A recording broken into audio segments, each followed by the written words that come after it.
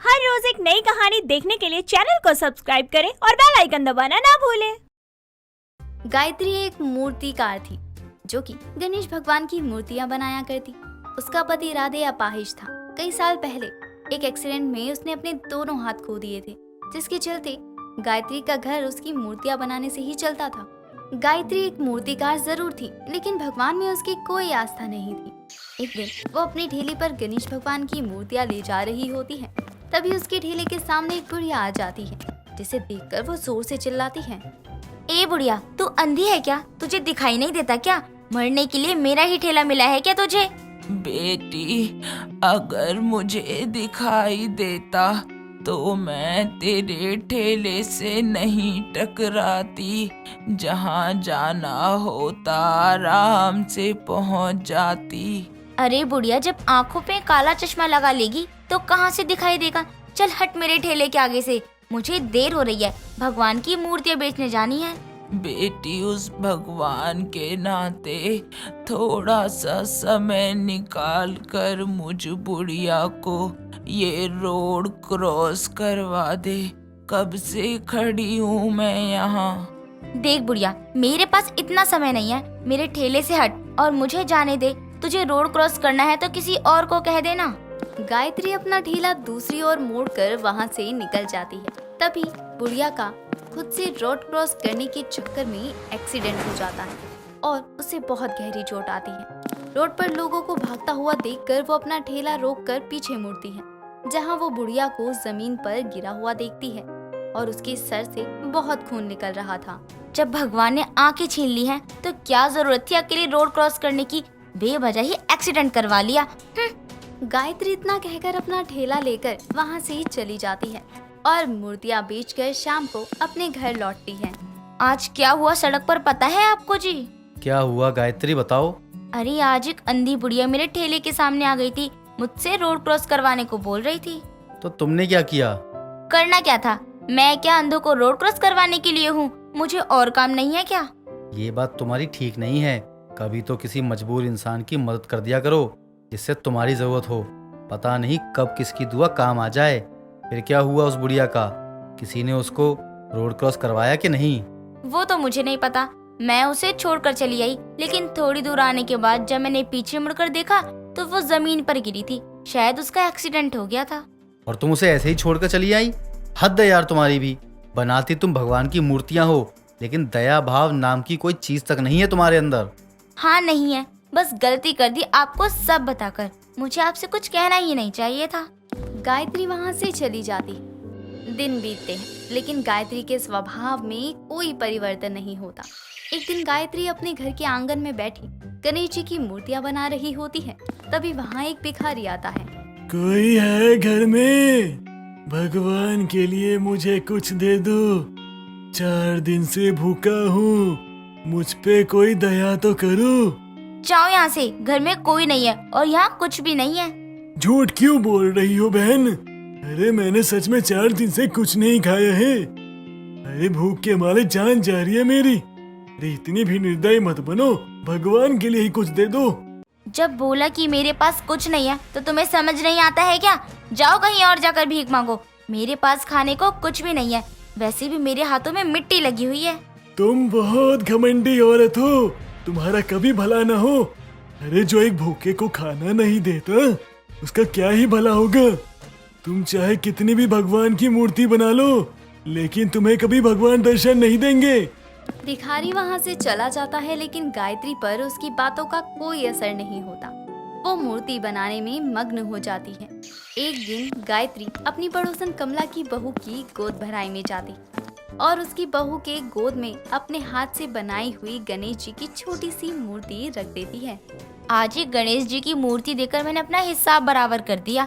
कमला aunty, अब आप मुझे कुछ नहीं बोल सकती हो। ये क्या कर रही है बहू? ये मूर्ति तो फ्री में लेकर आई है ना, मेरी बहू को देने के लिए।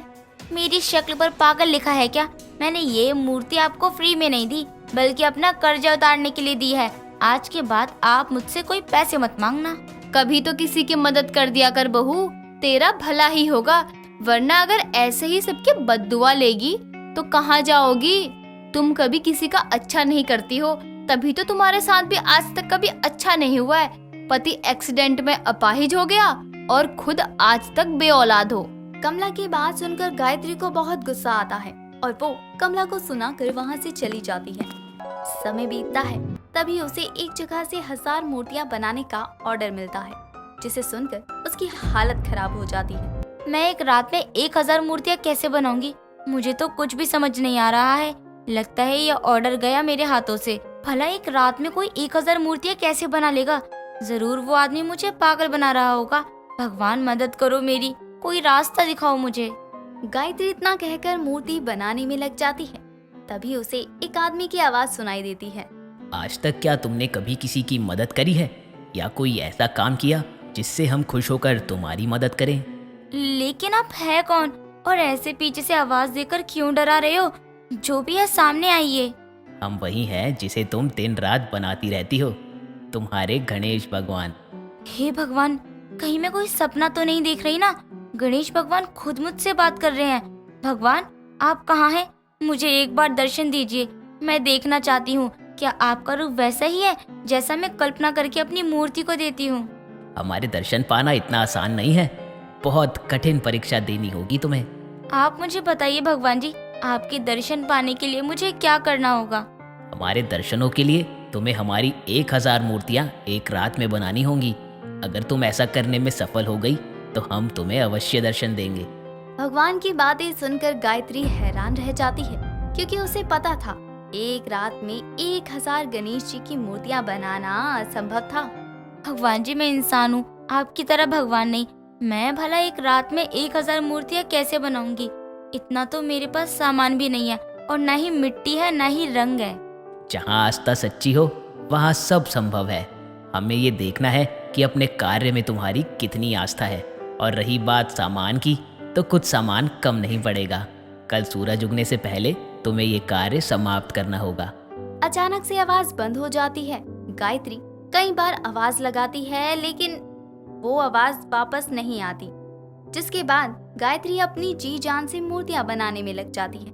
सुबह तक लगभग वो सारी मूर्तियां बना लेती है, लेकिन गिनने के समय 1000 मूर्तियों को पूरा होने में एक मूर्ति कम पड़ जाती है। जब तक वो मूर्ति बनाने की सोचती है, सूर्य उदय हो जाता है और वो उदास हो जाती है। रात भर बिना पल के झपकाए मैंने पूरी आस्था के साथ 1000 मूर्तियां बनाने की कोशिश की, लेकिन फिर भी मैं हार गई। अब मुझे कभी भी अपने गणेश के दर्शन नहीं मिलेंगे। गायत्री मूर्तियों के बीच बैठी रो रही होती है। तभी अचानक से मौसम बदल जाता है। चारों तरफ अंधेरा छा जाता है और एक तेज सी रोशनी वहाँ रखी एक मूर्ति पर जाती है और वो मूर्ति असली गणेश भगवान के रूप में बदल जाती है।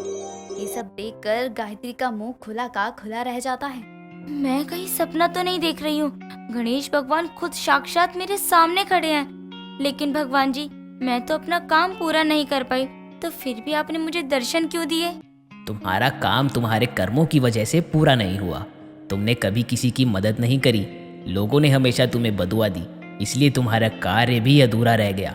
लेकिन आखिर समय में तुमने मेरी मूर्ति को अपनी पड़ोसन के गोद में डालकर अनजाने में अच्छा काम किया, इसलिए हमने तुम्हें दर्शन दिए। हमारा कर्म ही हमारे नसीब और बदनसीबी का कारण होता है। आपने सही कहा भगवान जी, मुझे क्षमा कीजिए। आज के बाद मैं हर एक जरूरतमंद की मदद करूंगी।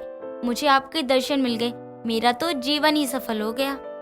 कुछ समय बाद गणेश जी की मूर्ति फिर से मिट्टी की मूर्ति में तब्दील हो जाती है और सब कुछ पहले जैसा हो जाता है। इस तरह गणेश भगवान की मूर्तियां बनाने वाली बहू को साक्षात गणेश भगवान के दर्शन होते हैं और उसका जीवन धन्य हो जाता है। दोस्तों, अगर आपको ये कहानी पसंद आई तो इसे लाइक करें, शेयर करें और कमेंट करके बताएं कि कहानी में आपको सबसे अच्छा क्या लगा।